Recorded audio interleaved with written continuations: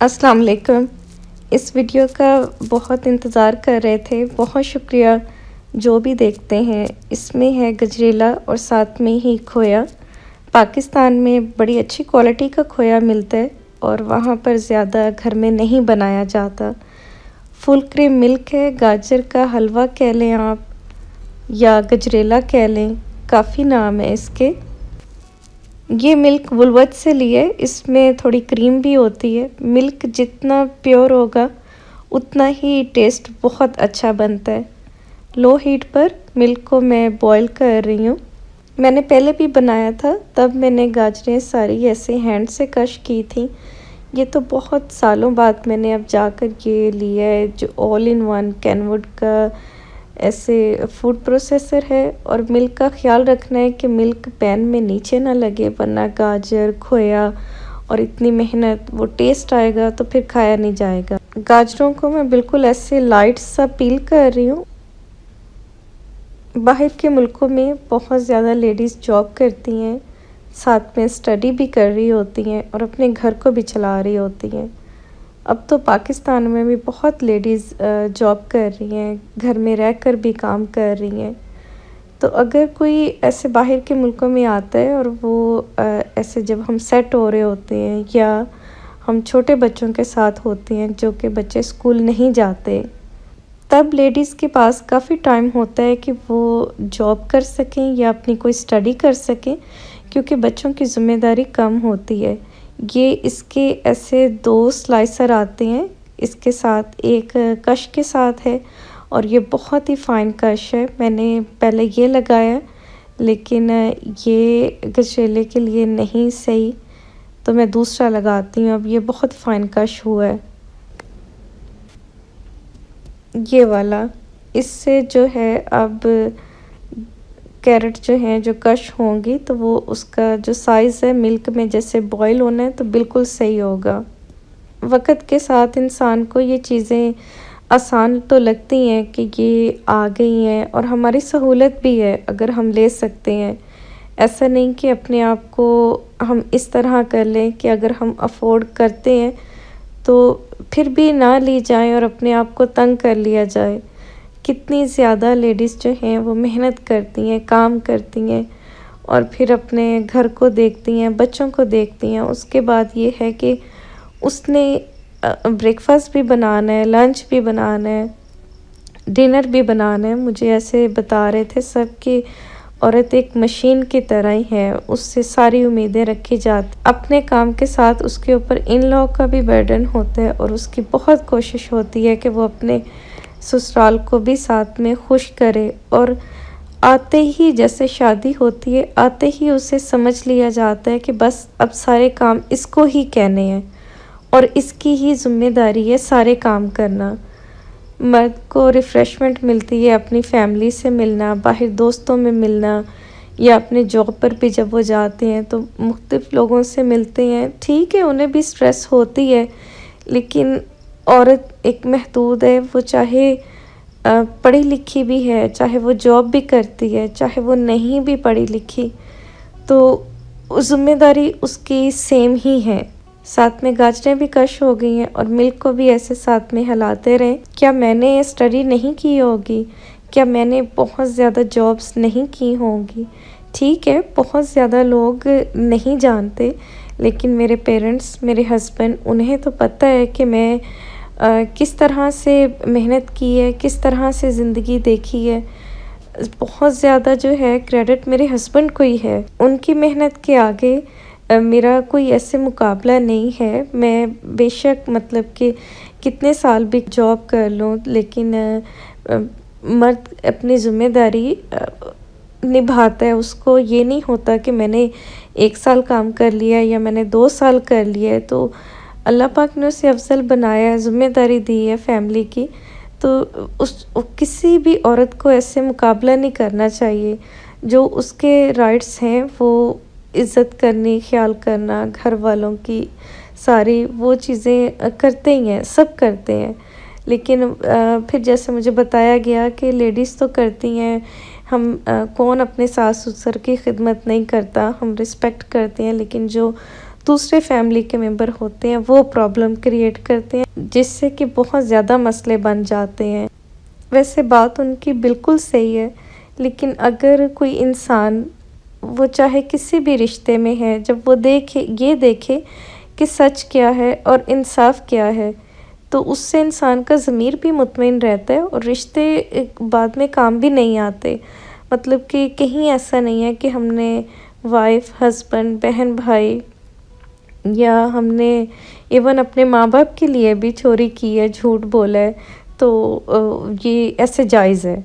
मतलब कि ऐसे कहीं भी नहीं है, बल्कि ये है कि उल्टा वो भी हमारे साथ गुनाह में शामिल होते हैं और इन चीज़ों का बिल्कुल भी अंदाज़ा नहीं होता। पर हमारी सोसाइटी में आसान नहीं है बात करना, बल्कि अगर की भी जाए तो कहा जाता है कि तुम्हें इस्लाम का ज़्यादा पता है। हालांकि ये चीज़ें सिर्फ़ और सिर्फ इंसान की अपनी ज़ात के लिए हैं, जिससे कि उसका ज़मीर मुतमईन हो और कम से कम जब वो इस दुनिया से जाए वो अपने ऊपर बोझ लेकर ना जाए। कितने ही ये सालों बाद जाकर अंदाज़ा होता है कि हमारे दिल पे कितना बोझ है, और फिर हम शर्मिंदगी में दूसरे को कह भी नहीं सकते कि हमने ये ज़्यादती की है या ये ऐसे हो गया है। लेकिन अगर ये चीज़ें थोड़ा सा ख्याल करके कह ली जाएं तो इंसान बहुत सुकून से सो सकता है। और फिर डिपेंड करता है दूसरा भी आपसे किस तरह का बिहेव कर रहा है, वो सबके सामने सुना तो नहीं रहा, इंसल्ट तो नहीं कर रहा। फिर दूसरे को भी उसका पर्दा रखना चाहिए। ये जो है मैं गाजर जो कश कर रही हूँ, इसको ऐसे स्लाइस करके आप 3-4 इसमें इकट्ठी भी डाल सकते हैं। ये मैंने मायर से लिया है, मैं इसका लिंक ऐड करती हूँ, $200 का, और मैंने फैसलाबाद अल-फतेह स्टोर में 25 से 30 हज़ार की इसकी अभी प्राइस देखी है। 1 माह पहले मैं पाकिस्तान से आई हूँ। ये कैरेट के पीस आप बच्चों को दे सकते हैं, ख़ुद खा सकते हैं। कुछ चीज़ें मीठे में इतनी ज़्यादा पसंद की जाती हैं, स्पेशली मेरी फैमिली, मेरे हस्बैंड, जैसे मतंजन है, ज़र्दा, ये गजरेला, और एक हलवा सूजी का मखंडी हलवा। हमारी पाकिस्तान की जो मेन चीज़ें हैं स्वीट में, ये टॉप पे हैं। अब मैं इसमें ये डाल रही हूँ इलायची का पाउडर, और ये बुज़ुर्गों के लिए बहुत अच्छा है, बच्चों के लिए बहुत अच्छा है, जो बच्चे ऐसे ग्रो हो रहे हैं। दूध है इसमें, गाजर है, और फिर आप नट्स अगर ऐड करते हैं, मैं मिक्स नहीं करती, मैं ऊपर साइड पे करती हूँ कि ऐसे मिक्स में अगर नहीं किसी ने खाना तो बुज़ुर्गों के लिए बहुत अच्छा है, बनाकर रख लिया जाए। अपने माँ बाप के लिए, अपने जो हस्बैंड के माँ बाप हैं उनके लिए भी, माँ बाप में सबके माँ बाप आ जाते हैं। बुज़ुर्गों को ज़रूरत होती है कि कुछ टाइम बाद उन्हें भूख लगती है, तो इस तरह की जो चीज़ें हैं, गजरेला, ये बहुत अच्छा है उनके लिए कि थोड़े से स्पून ऐसे बने होंगे, और ये फ्रिज में भी 1 वीक तक इसको कुछ नहीं होता, बिल्कुल सही रहता है, और सर्दियाँ हों तो काफ़ी टाइम चला जाता है। अब मैंने इसमें ये डाला है कंडेंस मिल्क, 1 पूरा कैन। ज़्यादा इसकी जो मेहनत का काम है वो है इसको ऐसे मिक्स करना कि ये बिल्कुल भी नीचे ना लगे। गाजरों को खुश्क करके कि इसमें मिल्क जो है बिल्कुल भी ना रहे, ड्राई हो जाए, तो तब आप इसको ठंडा करके फ्रीज़ कर सकते हैं। तो इसकी जो भुनाई है वो टाइम पे करें तो बड़ा मज़े का फ़ौरन हलवा बन जाता है। ये नॉन स्टिक की कढ़ाई, इसमें ज़रा सही तरह से अब पता लगेगा।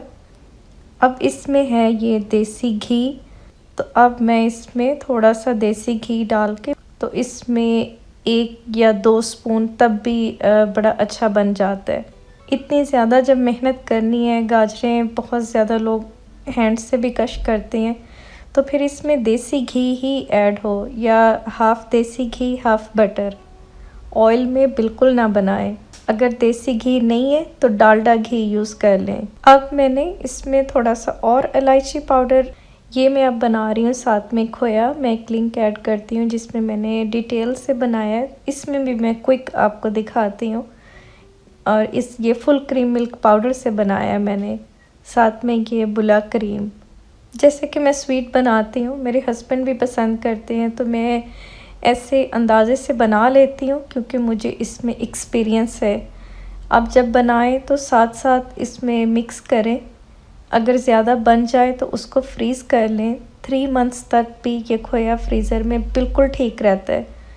डिफ्रोस्ट करके अपनी किसी भी स्वीट में आप यूज़ कर सकते हैं। क्रीम में मैंने फुल क्रीम मिल्क पाउडर इसको बस मिक्स करना है। साथ साथ फिर मैं इसमें और क्रीम डालूँगी और गजरेला भी देखना है कि ये बिल्कुल नीचे ना लग जाए। यहाँ ऑस्ट्रेलिया में पाकिस्तान की तरह खोया नहीं मिलता, तो फिर घर पे ही ऐसे बनाते हैं, लेकिन वहाँ पर क्रीम ली जाए या ये फुल क्रीम मिल्क का पाउडर लिया जाए, पाकिस्तान में महंगा पड़ता है, तो फिर वो खोया मार्केट से ही लेते हैं। सारे पाउडर को मैंने मिक्स करके अब इसमें और क्रीम डाल दी है कि अब ये सारा जब अच्छा सा मिक्स हो जाए तो माइक्रोवेव में बन जाए।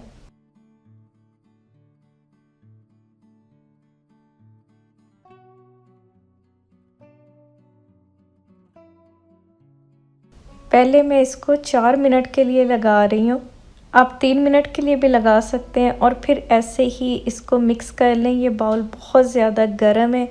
मिक्स करके इसको फर्दर 2 मिनट के लिए और कुक कर लें और फिर इसको अब ऐसे बहुत ज़्यादा मिक्स नहीं करना, ऐसे मोटे मोटे से इसके पीसेस रहें। साइड से मिक्स करके इसको दरमियान से ऐसे तोड़ लें और बहुत ज़्यादा ऐसे सख्त ना हो और ना ही ये इतना ओवर कुक हो कि बर्न हो जाए। ज़्यादा क्वांटिटी में खोया बनाने से बेहतर है कि पहले थोड़ा सा बनाकर देख लें, जिससे कि अगर ज़ाया भी होगा तो पता लग जाएगा कहाँ मिस्टेक हुई है, तो फिर ऐसे बनाना बहुत आसान रहेगा। अब ये देखें, इसमें इतना ज़्यादा घी नहीं है। गाजरों में उस हिसाब से मैंने डाला है कि ऐसे खोया भी है तो घी बहुत ज़्यादा ना हो। अभी ये गाजरें भी, जो हलवा है ये भी गर्म है और खोया भी गर्म है। आप ठंडा करके इसको फ्रीज़ कर सकते हैं, लेकिन मैंने इसके ऊपर डाला है तो मेल्ट नहीं हो रहा ये, क्योंकि ये बिल्कुल एक परफेक्ट बना है। तो इसकी जो है ऊपर आप टॉपिंग ऐसे खोए से करें, फिर नट्स हों मिक्स, अगर जब गाजरों में कर देते हैं सब नट्स तो बहुत ज़्यादा बच्चे बड़े नहीं खा सकते। इसके ऊपर हैं अखरोट और स्लाइस आलमंड, ये बहुत ही ज़्यादा पसंद किया जाता है। आप सबका वीडियो देखने का बहुत ज़्यादा शुक्रिया। अल्लाह हाफिज़।